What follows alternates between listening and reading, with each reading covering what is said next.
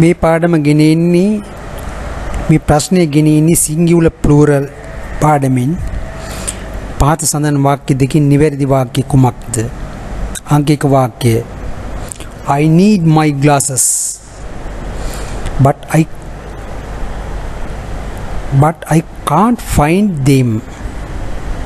අංක 2 I need my glasses but I can't find it. I can't find it.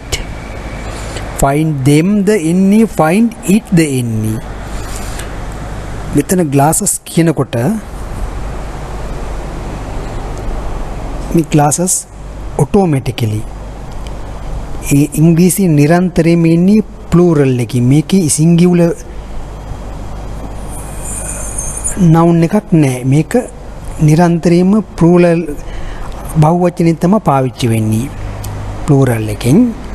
එම නිසා I need my glasses but I can't find them. Find them තමයි නිවැරදි වාක්‍යංක එක. වාක්‍ය නිවැරදි. Find it කියන්න බෑ.